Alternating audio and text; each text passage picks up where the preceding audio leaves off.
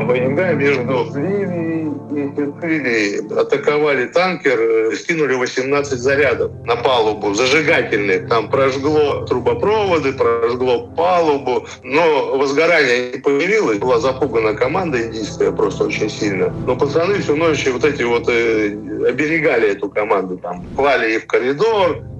Шуму было много. Аркадий Жигунов 8 лет воевал в Сирии, а с 25 года охранял танкеры Теневого флота, один из которых разбомбила Служба безопасности Украины. Жигунова на борту не было. Он знает подробности от своих сослуживцев, которые и попали под обстрел. Спасти корабль они не могли. У них не было оружия. Россия начала защищать свой нефтяной экспорт силами наемников с весны прошлого года. Досье вместе с партнерами нашел их. Мы знаем их имена, знаем, с какими ЧВК они связаны, знаем, что именно они делали на судах. Мы даже попытались нанять их, и нам это удалось.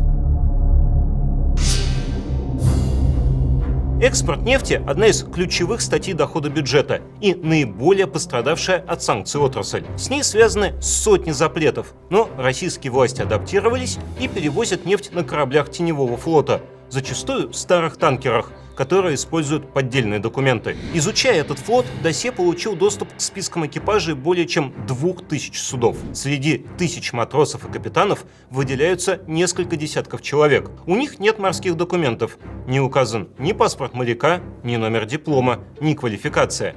Всего 83 мужчины. Это наемники. 28 человек служили в различных частных военных компаниях, в основном в группе Вагнера, но также в РСБ Групп, Моран Секьюрити и в Редуте. Один из ветеранов, Дмитрий Савицкий, воевавший еще в Славянском корпусе. В 2013-м бойцы прибыли в Сирию, чтобы отвоевать нефтяные поля, но, столкнувшись с исламским государством, отступили и вернулись в Россию. Менеджеров группы арестовали и судили, остальных отпустили. Многие затем ушли работать к Евгению Пригожину, в том числе и Дмитрий Уткин, известный как Вагнер. Вместе с Уткиным служил и Савицкий. Воевал на востоке Украины за самопровозглашенные народные республики. Савицкий, взявший позывной «Одессит», называл себя самоучкой. Отсутствие подготовки не помешало ему в боях под Луганском сбить украинский Ил-76. Два тут попало. Один в левую держит под крыло, второй в фаске. С 17 года был в Сирии. После начала полномасштабной войны в Украине штурмовал Бахмут. 13 человек участвовали в боевых действиях на территории Украины. Один из них, Руслан Аксенов, не постеснялся описать свой путь в соцсетях. До 2014 года в его профиле фото со свадьбы и шашлыков. После – снимки с автоматическим оружием в окружении других мужчин. Полевые лагеря, горящие машины, подбитая техника, кассетные снаряды, танки, разбомбленные здания. К мирной жизни Аксенов вернулся в 16-м, тогда же осужден за мошенничество. Примерно в апреле 22 года ушел на войну. 20 февраля 23-го получил Орден Мужества. Большинство служили в правоохранительных органах, ФСБ и в армии, в том числе в спецподразделениях ГРУ. Так, Роман Медведев окончил Рязанское гвардейское командное училище ВДВ. В одном с ним взводе был нынешний замминистра обороны Юнусбек Евкуров, курирующий ЧВК. Самый молодой наемник Алексей Котов, ему 29 лет. Успел поработать менеджером по туризму и ремонтником в СИЗО Петербурга. Самый возрастной Виктор Александров, 60 лет. Осужден за разбой. В группе Вагнера входил в состав штурмового отряда, был механиком-водителем БМП и использовал позывной «Кацо». В феврале 19-го его уволили, поскольку он напился вместе с другими вагнеровцами. Из лагеря они поехали в Пальмиру, а на обратном пути, все еще в состоянии интоксикации, разоружили солдат проправительственных сил на контрольно-пропускном пункте и потребовали вызвать к ним сирийского генерала. Назад в ЧВК его приняли уже в следующем году. Средний возраст наемников на танкерах – 47 лет. Многие успели поработать охранниками, обзавелись долгами, попали в поле зрения правоохранительных органов. В основном уголовные дела возбуждали по экономическим статьям. Валерия Артемона, сотрудника СОБРа Калининградской таможни, судили за хищение денег из кассы. Это не помешало ему впоследствии устроиться инкассатором. Самый юный уголовник – Тарас Москвичев, образцовый националист. На фото ВКонтакте обрит на лысо, в майке с черепом, череп же держит в руках.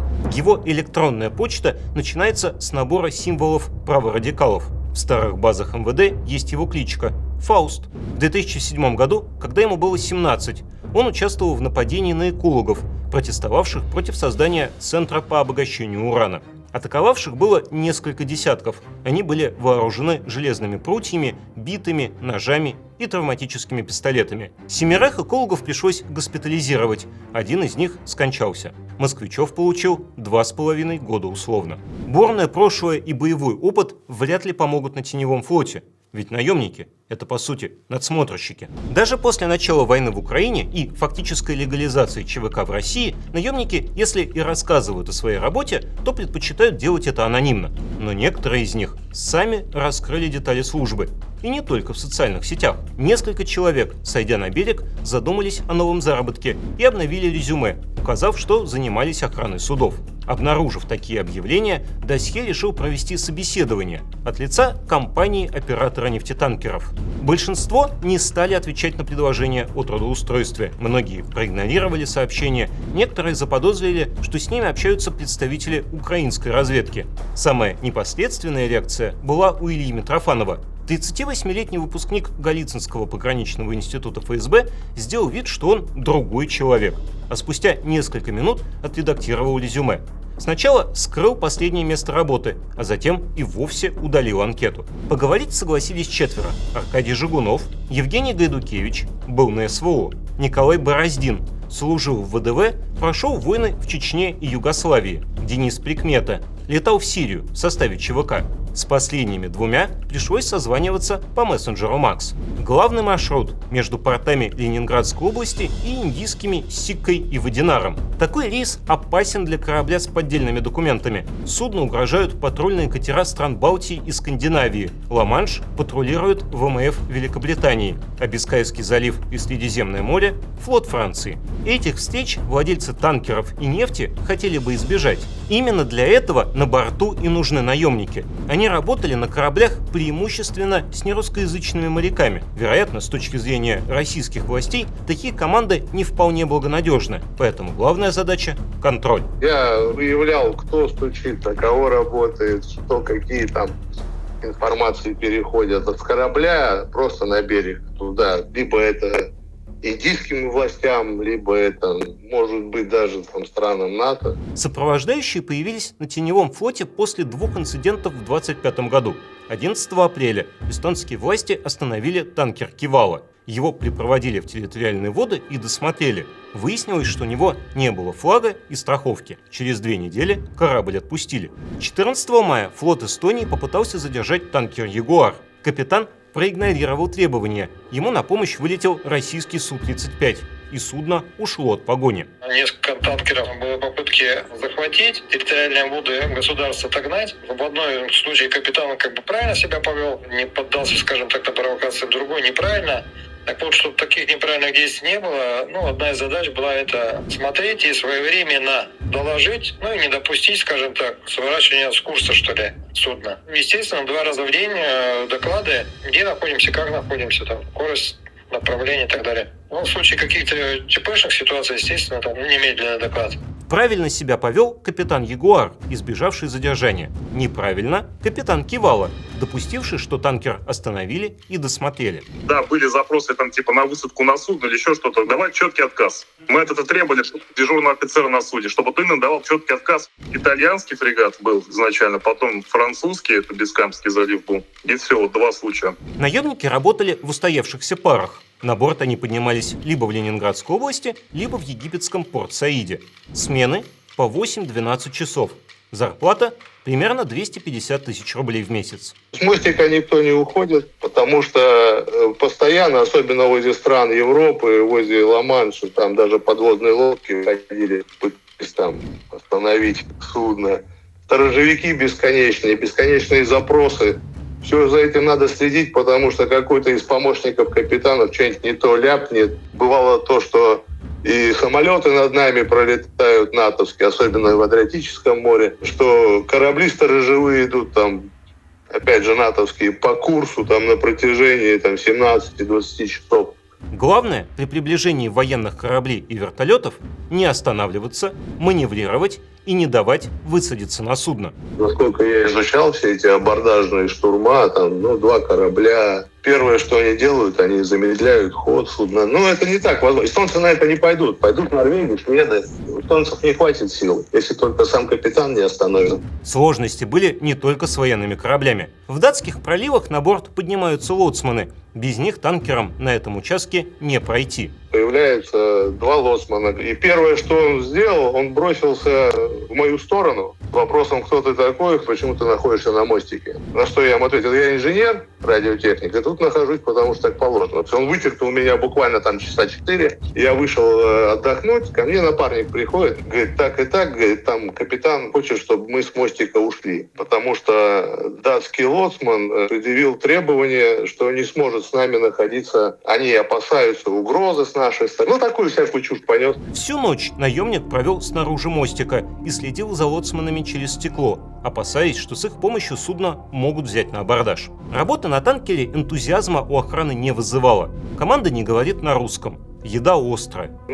Там с поварами мы решали немножко тоже по-простому. Подходили, объясняли, что мы не настолько можем есть эту острую пищу, к которой они привыкли с детства. Нам готовить так, как по-европейски. Но все равно постоянно были проблемы, есть невозможно. Таракан это бог с ним. В странах Азии команды, они нечистоплотные, очень много клопов. Клопами это просто беда была. Я помню, 1 раз попал. Пока я не сменил каюту, я был весь искусан. Первая мысль — это аллергия на что-то, на эту пищу ихнюю. А потом, когда всю ночь ты отстоял на мостике, у тебя желание огромное упасть, просто поспать, и вот так одеяло скидываешь, и ты наконец-то видишь этих постельных клопов, там порядка 40 штук. Остается искать место, где бы упасть. В зал, в кают-компанию, на диван, еще куда-то. А уже на подсознательном мышлении уже понимаешь, что и здесь они тоже, эти клопы. Пока мы собеседовали потенциальных кандидатов, один из них попытался договориться, чтобы его оформили в черную. Так он бы избежал уплаты алиментов. Просто я плательщик алиментов, так сказать. Лучше пускай не учитывают, неучтенные. Если план на случай встречи с чиновниками и правоохранительными органами у наемников был, то к украинским беспилотникам они оказались не готовы. Как раз эти атаки негодяйские начались. Одну из таких атак мы застали. Это был декабрь. Бороздина рассказывает про танкер «Кендил». Он сам был на борту и оставался там еще долго. Сначала подбитый корабль добирался до Турции, затем лишился якоря, сел на мель и только к февралю дошел до верфи. Защититься от беспилотников наемники не могли, они были безоружны. И смысла в том, чтобы брать с собой хотя бы автоматы Калашникова, никто из них не увидел. Поразить беспилотник на высоте 400 метров, тот, который занимается сбросом боеприпасов, это не так уж и легко сделать. Должна быть какая-то автономная система обнаружения и выстрел. Поражать с автомата такого оружия, допустим, прицельным механическим прицелом, не гарантировано, что это будет эффективно. Нужны установки радиоэлектронной борьбы и переносные зенитные комплексы. Я умею им пользоваться, являюсь оператором ПЗРК, игла, стрела, но этого у нас нету. А если беспилотники будут морскими, то и калибр для борьбы с ними должен быть крупнее, чем у автоматов. А еще нужна ночная оптика. Нам сказали: вы пойдете в сторону Новороссийска, а я уже, со Стамбула, мы как-то в Стамбул заходили. Я говорю: а как, что, капитану надо хотя бы сделать заказ на 2 бинокля, инфракрасных, тепловизоры, потому что хотя бы спасти жизнь людей, которые находятся в машине, чтобы хотя бы увидеть, что к нам движется на расстоянии 50-100 метров беспилотник, и чтобы люди из машины вышли. И нам так никто и не предоставил бинокль. Ни тепловизор, ничего. У европейских правоохранительных органов иное мнение. В основном собеседники, с которыми поговорили партнеры досье, уверены, что наемники были вооружены. В разведке одной из стран ЕС полагают, что охрана призвана предотвратить абордаж. Мы не всегда знаем, есть ли наемники на танкере. Именно поэтому наши сотрудники проходят специальную подготовку. Но если нам известно, что на борту находятся вооруженные люди, мы избегаем высадки. Мы по-прежнему стремимся не доводить до открытого столкновения. Не имеет большого значения, вооружены ли все наемники, только некоторые из них, или же в ЕС ошиблись на этот счет. 2 человека в любом случае не представляют серьезную силу, способную предотвратить высадку. Но важно, как европейские спецслужбы оценивают ситуацию, а для них сам шанс столкнуться с людьми, у которых есть боевой опыт и, возможно, оружие, резко повышает издержки, и в результате попыток остановить танкеры с поддельными документами будет меньше. Вероятно, на это и был расчет, когда российские власти решились на эту операцию. В том, что эта инициатива исходит сверху, сомнений нет. Во-первых, большинство танкеров с охраной на борту перевозили нефть к главной российской компании – Роснефти. Во-вторых, в современной России использование наемников на территории Украины, Сирии, африканских стран или в международных водах невозможно без участия Министерства обороны. Все существующие военные компании находятся под контролем ГРУ. И, наконец, непосредственно контракты заключала Moran Security Group. Она существует с 2010-го. Ее основатели, выходцы из ФСБ и ВМФ, не скрывали, что занимаются вооруженной охраной судов. Но в 10-е такая защита требовалась кораблям у берегов Африки, где существовала угроза со стороны пиратов. В 25-м году охрана сходила на берег в Египте, а на борт после Суэцкого канала поднимались индийские группы с оружием, которые и сопровождали суда в опасных районах у берегов Сомали и Йемена. В связи со всей общеполитической обстановкой наша тема на тот момент свернулась. Те, кто там были в рейсах, дошли до конечной точки, неважно в какую сторону шли. Людей сняли, и на паузе эта тема до сих пор.